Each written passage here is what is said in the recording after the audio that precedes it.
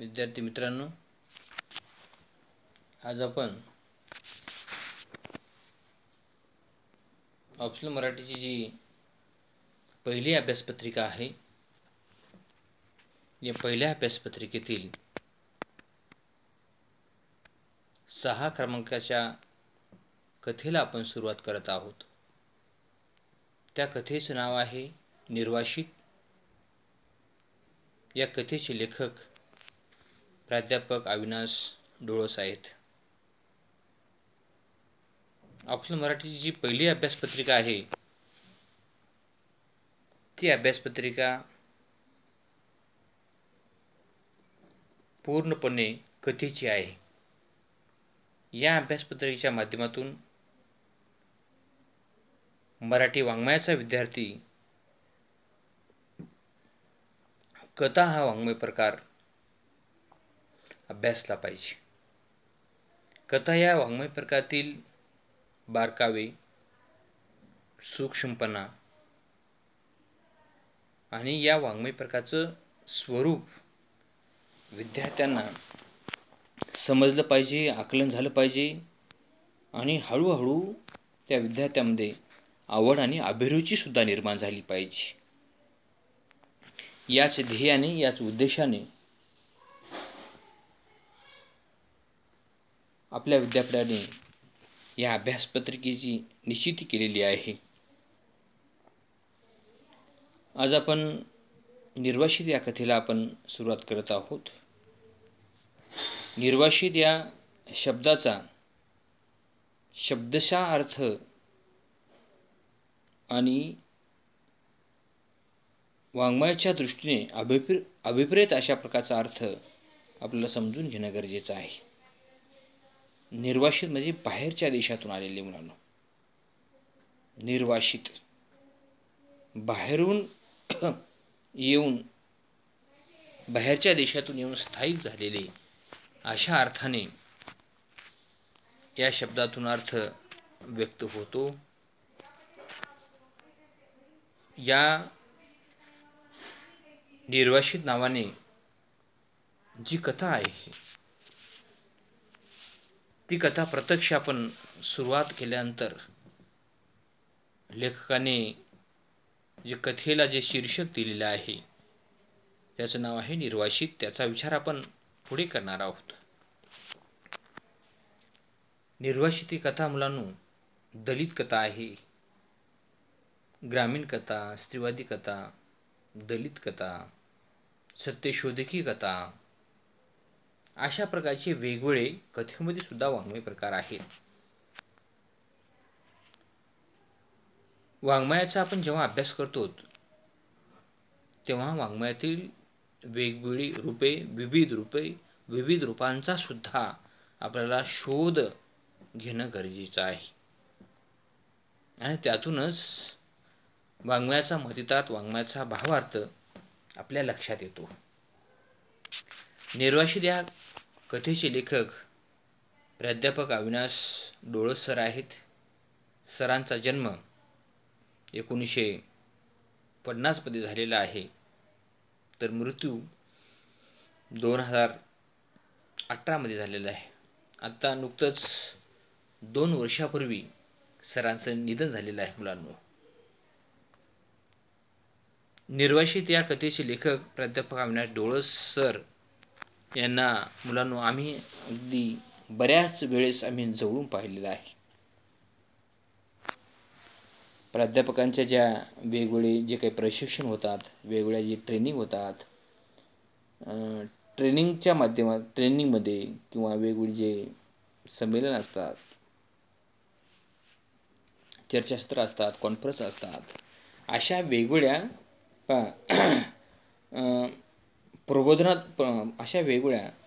प्रबोधनरूपी कार्यक्रमामध्ये, साहित्य संमेलनामध्ये, चर्चासत्रामध्ये सरांना आम्ही जवळून पाहिलेलं आहे, सरांना ऐकलेलं आहे, सरांना अनुभवलेलं आहे। एक चांगलं व्यक्तिमत्व, दलित साहित्याचा एक चांगलं व्यक्तिमत्व म्हणून प्राध्यापक अविनाश डोळस सराकडे आपल्याला पाहावे लागले मुलांनो। एक अभ्यासू, एक उमद व्यक्तिमत्व, मराठी साहित्यासाठी खूप काही करणारं व्यक्तिमत्व म्हणजे प्राध्यापक अविनाश डोळे सर होते मुलांनो.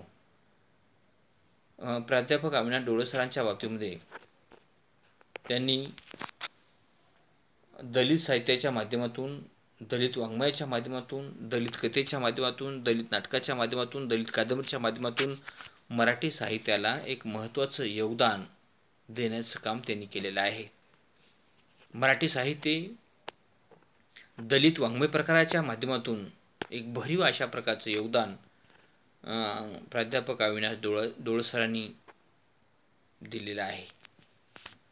प्राध्यापक अविनाश डोळे सर आंबेडकरी चळवळीतील नेते होते, कार्यकर्ते होते, साहित्यिकसुद्धा होते आणि एवढंच नव्हे तर प्राध्यापकसुद्धा होते मुलांनो.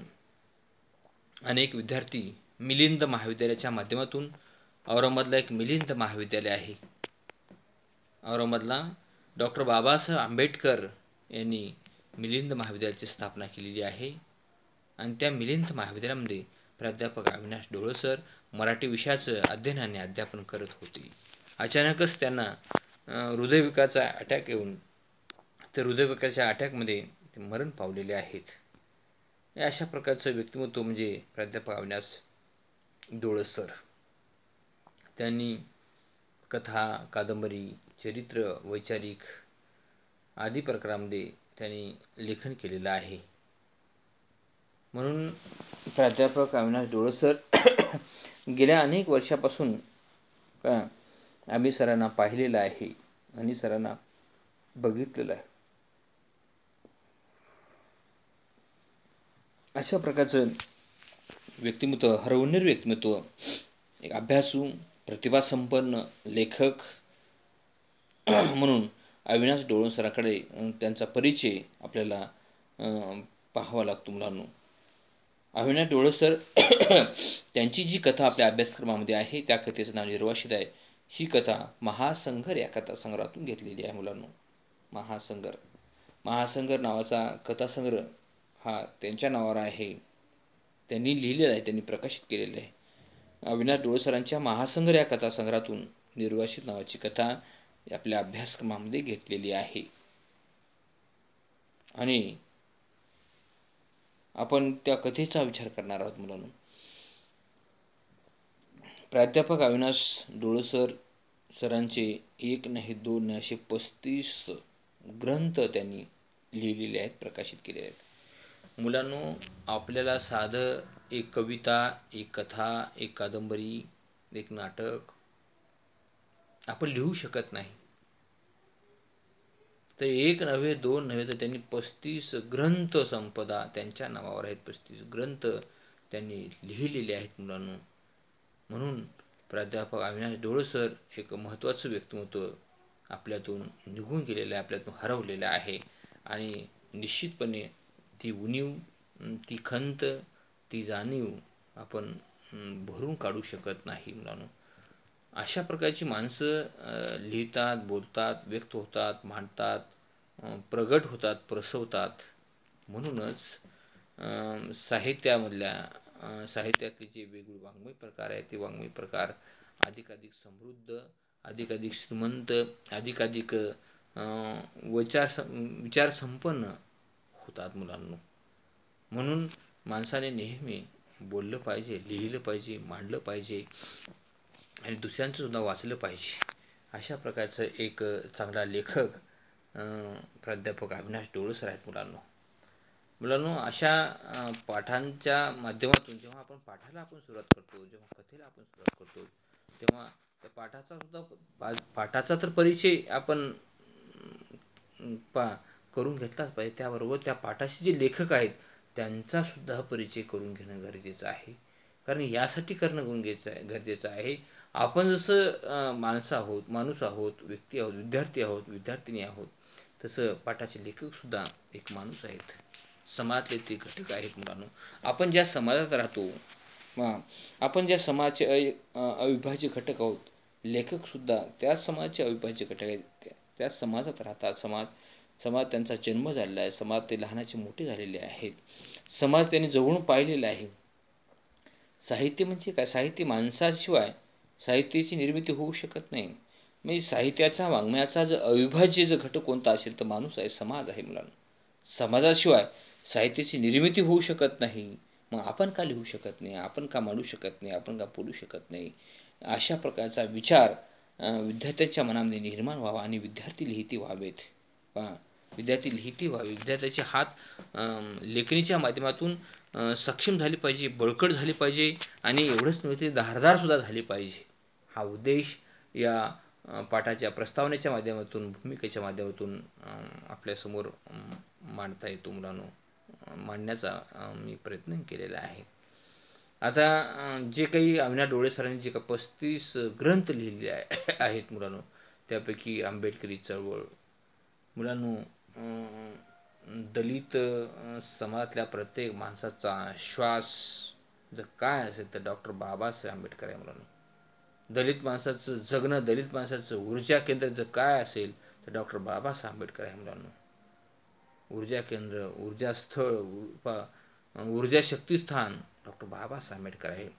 डॉक्टर बाबासाहेब आंबेडकरांची प्रेरणा घेऊन, डॉक्टर बाबासाहेब आंबेडकरांना आदर्श मानून ही माणसं लिहिती झाली आहेत मुलांनो, ही माणसं लिहिती झालेली आहेत आणि लिहिता लिहिताच एक साहित्याचा घटकसुद्धा झालेले आहेत मुलांनो.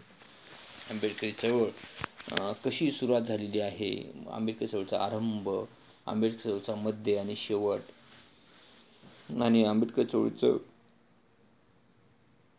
स्वरूप काय, विजन काय आहे, त्यावर त्यांनी आंबेडकरी चळवळ नावाचा त्यांनी ग्रंथ लिहिलेला आहे. त्यानंतर परिवर्तनाचे संदर्भ, दलित समाजामध्ये कशा पद्धतीने बदल झालेला आहे त्याही पद्धतीचा त्यांनी ग्रंथ परिवर्तन संदर्भ लिहिलेला आहे. आंबेडकरी विचार आणि साहित्य नावाचा समीक्षात्मक ग्रंथ, आंबेडकरवाद हा एक ग्रंथ लिहिलेला आहे त्यांनी. आंबेडकरांचे धर्मांतर, डॉक्टर बाबासाहेब आंबेडकरांनी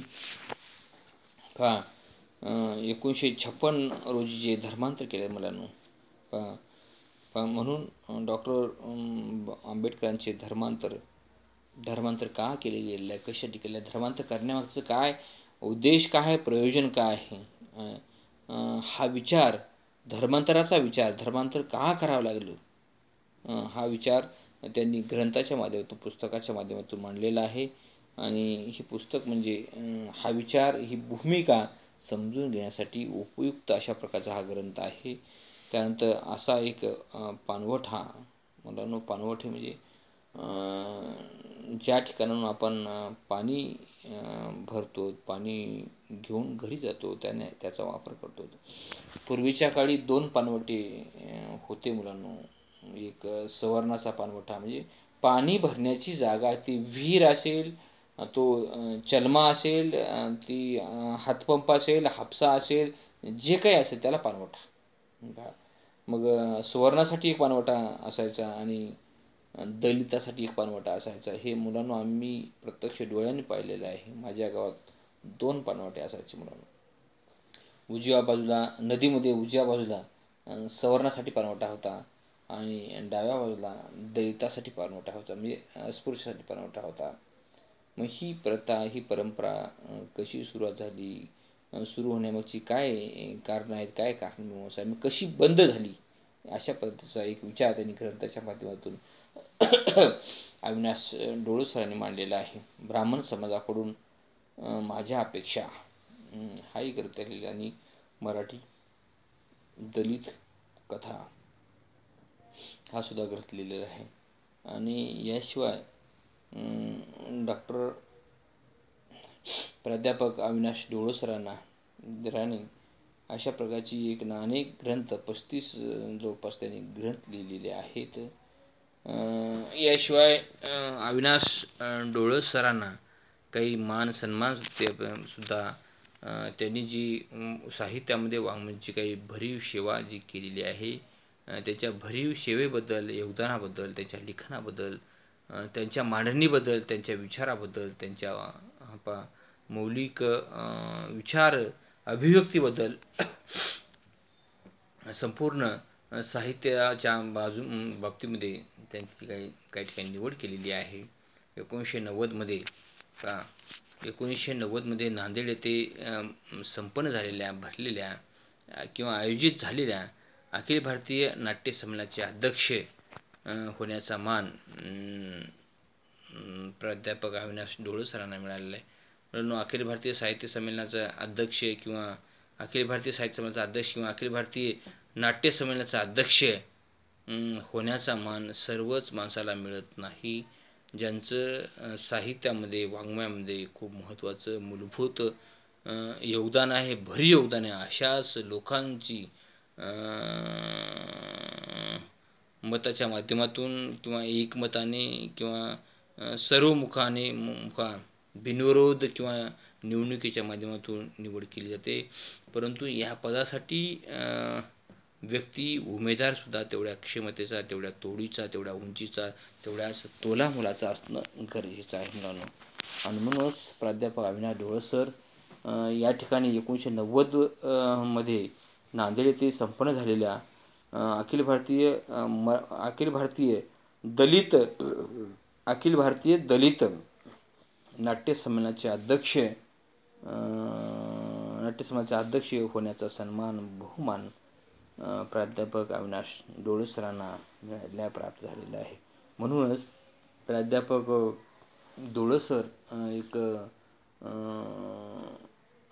मोठं व्यक्तिमत्व होऊन गेलेलं आहे असं म्हणायला वावगं ठरणार, असं म्हटलं तर वावगं ठरणार नाही. आणि ते निश्चितपणे एक चांगलं व्यक्तिमत्व होतं, मोठं व्यक्तिमत्व होतं आणि ते आम्ही जवळूनसुद्धा पाहिलेलं आहे मुलांना. त्यानंतर 2011 मध्ये चंद्रपूर येथे संपन्न झालेल्या 12व्या आंबेडकरी साहित्य संमेलनाचे अध्यक्ष होण्याचा सन्मान, नियुक्ती अविनाश डोळे सरांची झालेली आहे. 2011 मध्ये चंद्रपूर येथे संपन्न झालेल्या 12व्या आंबेडकरी साहित्य संमेलनाचे अध्यक्ष होण्याचा मान प्राध्यापक अविनाश डोळे सरांना प्राप्त झालेला आहे. सध्या प्राध्यापक अविनाश डोळे सर आपल्यात नाहीत, हयात नाहीत.